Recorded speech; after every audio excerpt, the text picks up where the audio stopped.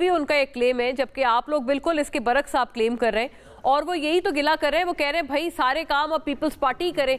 रायगढ़ में तो अस्पताल दरअसल मियां साहब को बनाना चाहिए था ना, वो ये दरअसल उनका गिला है। और वो कह रहे हैं सिंध में तो already state of the art अस्पताल है। मैंने जो आपको शॉर्ट अभी सुनवाया है उसमें उन्होंने बात ये की कि दिल की तकलीफ होती है तो लंदन भाग जाते हैं, ये दरअसल वो तनकीद कर रहे हैं। तो वो कहते हैं सिंध में तो ऑलरेडी हम बना चुके हैं अस्पताल, अब रायगढ़ में तो कम से कम मियां साहब खुद बना ले। देखिए, मियां साहब ने रावलपिंडी में कार्डियोलॉजी हॉस्पिटल बनाया है। अल्लाह ना करे कि बिलावल साहब कभी दिल की तकलीफ में मुब्तला हो और आए तो वैसे आके वो हॉस्पिटल देखें, वहाँ विजिट करें। बहुत बड़ा हॉस्पिटल है कार्डियोलॉजी का जो रावलपिंडी के अंदर बना है। यूरोलॉजी का एक हॉस्पिटल मरी रोड पे शमशाबाद में बना है जो मियां शहबाज शरीफ साहब ने अब मुकम्मल करवाया इस दौर में, और उन्होंने शुरू भी करवाया। बहुत अच्छा हॉस्पिटल है। इसके अलावा CMH और एक हार्ट का पना हॉस्पिटल है आर्मी वालों का, जिसमें सिविलियन भी जाते हैं इलाज करने। मैंने अपनी हार्ट की ओपन हार्ट सर्जरी भी वहीं से करवाई, क्योंकि मेरी सर्जरी बहुत पहले हुई, तो वो मुझे तब वही हॉस्पिटल था। अब रावलपिंडी में और भी हॉस्पिटल हैं और वो सरकारी अस्पताल है जहाँ हर किस्म की सहूलत। ये बिल्कुल आपने वजह फरमाया। तो वो इसीलिए कह रहे हैं कि क्या लंदन जाना फिर वो वाहिद ऑप्शन तो नहीं था ना फिर दिल के इलाज के लिए, तो फिर वो तो उनकी बात सही हो गई साबित। मेरी एक बात सुनी, जी नवाज शरीफ अपनी मर्जी से लंदन नहीं गए थे, और ये लफ्ज भी इस्तेमाल नहीं करना चाहिए एक ऐसे शख्स के लिए कि 3 मरतबा मुल्क का वजीर आजम हो के वो भाग गए। उन्हें डॉक्टर्स का बाकायदा बोर्ड बैठा था, शायद आपको याद ना हो, मुझे याद है।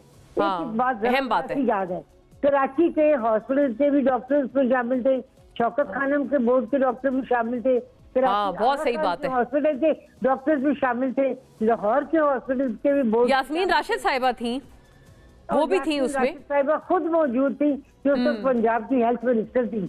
और ये तमाम बोर्ड बैठा था जिन्होंने ये फैसला किया था, और मियां साहब को एडवाइस की गई थी मैं भेजा जाए पंजोदा साहब की इजाजत से, क्योंकि शौकत खानम वाले जो लोग जो है वो कम हो रहे हैं, तो इनको बाहर भेजा जाना बहुत सही आप कह रही हैं। इसमें तो कोई गलत वो नहीं है बात, आपने सही रिकॉल की है पूरी बात, कोई छुपी छुपाई बात नहीं। यास्मीन राशिद साहिबा ने प्रेस कॉन्फ्रेंस की जिसमें वो तमाम डॉक्टर्स की राय थी, और फैसल सुल्तान साहब भी थे, शैला साहिबा वो खुद भाग कर नहीं गए थे, उन्हें मेडिकल बोर्ड ने बाहर भिजवाया था। पहले ये पॉइंट वेल मेड। मैं शैला साहिबा 3 टाइम प्राइम मिनिस्टर के लिए ऐसे तो नहीं कहना चाहिए ना कि भाग जा रहे हैं, मतलब ये इस तरह के अल्फाज मुनासिब नहीं है। और इतने सारे डॉक्टर्स कह चुके हैं कि उनको जाना जरूरी था, तो अब किस तरह से एहतराम और इज्जत का रिश्ता जो है, चाहे कोई देखिए इलेक्शन का सीजन है, एक मिनट रखना चाहिए, क्योंकि सियासत में जो एक अच्छी मंजर कशी है वो बहुत अच्छा होना जरूरी है। जी तायरा साहिबा, मैं पॉइंट वेट में शैला साहिबा से इसके जवाब मांग रही हूँ। बैठना पड़े तो हमें दुश्वारी है। सही बिल्कुल जी शैला साहिबा। और मुझे इलेक्शन जो गुर्बत है, जो महंगाई है, जो पाकिस्तान के माशी मसाइल, हाँ वो मसाइल का तो आप दोनों इदराक कर रहे हैं। जी शैला साहिबा, जल्दी के लिहाज से मसले हैं, इन सबको अगर हमने हल करना है तो तमाम। अच्छा जी, देखिए इलेक्शन का अच्छी तरफ जाना होगा। देखिए जी, इलेक्शन से निकल सके। शैला साहिबा जी, देखिए इलेक्शन का सीजन है और जलसे हैं, लेकिन आप दो वाक़यात को मिक्स कर रही हैं, और दोनों की मैं ज़रा सही बात कर दूं। मियां साहब की जब ओपन हार्ट सर्जरी हुई थी, उस तारीख को हम जो थे वो पिछले जो इलेक्शन थे कश्मीर के, हम लोग मीरपुर में जलसा कर रहे थे। हमने जलसे से पहले चेयरमैन साहब ने बाकायदा वहाँ पे दुआ कराई थी कि हमारे मियां साहब जो हैं उनकी सर्जरी है ओपन हार्ट। वो उस वक्त लंदन गए थे, ठीक है। और अभी जब वो गए थे तो बेशक इस बात में कोई वो नहीं है कि हुकूमत उस वक्त अपनी कारकर्दगी बता रही थी कि ऐसे ऐसे मामलात हैं, लेकिन ख्वाजा आसिफ ने कहा कि उन्होंने भेजा जो भेजते थे। कहा मैं तो दोनों बात करूंगी ना। मैं तो पहली बात यह है कि देखिए जो बात हो रही है ना वो इलेक्शन के सेंस में हो रही है कि माशाल्लाह 3 दफ़ा के वज़ीर आज़म हैं, लेकिन अपने इलाज के लिए वो बाहर गए उस वक्त जब वो वज़ीर आज़म थे, जब भी ओपन हार्ट के लिए। तो इस पे बात हो रही है कि अपने सूबों में हमें ऐसे हॉस्पिटल बनाने चाहिए कि हमें जाना ना पड़े। सही और एक इलेक्शन का भी अपनी एक लैंग्वेज होती है, अपना स्टाइल होता है। मिसाल के तौर पर ताहिरा आपा आई थी कराची, तो उन्होंने कहा मैं तो बहुत बेहतर पाया कराची को, अभी थोड़े अरसे पहले आई थी, लेकिन अभी जब वो आए साद रफ़ीक तो उन्होंने कहा धूल उड़ रही है, ये हो रहा है, वो हो रहा है। तो एक इलेक्शन का अपना माहौल होता है, अपना तरीक़ाकार होता है। बुरा ना मनाए ऐसी, और अयाज साहब ने मुलाकात की है बाकायदा उसमें कोड ऑफ कॉन्डक्ट जो है वो तय हुआ है, और ऐसा होता है। तो अभी वो आए थे, उन्होंने काफ़ी बात की, मियाँ साहब आए थे, उन्होंने बात की, सबने की, तो ये चलता है।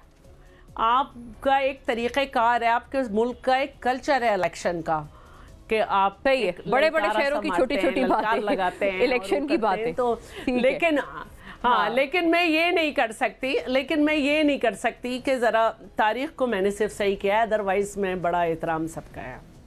सही है, बड़ी आपने रिस्ट्रेंट के साथ बात की, लेकिन आपने कुछ अहम बातें भी की, जैसे ख्वाजा आसिफ साहब का बयान आपने गिनवाया।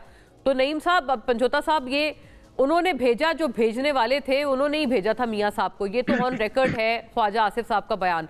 तो उन्होंने जिस गवर्नमेंट के तहत भेजा वो सहूलतकारी तो फिर खान साहब ने की थी ना। अब वो कहते हैं कि नहीं, मैं तो बड़ा, मैं अपना एक माइंड इम्पोज करने वाला मैं वजीर आजम था। तो ये तो बातें फिर सच ना हुई।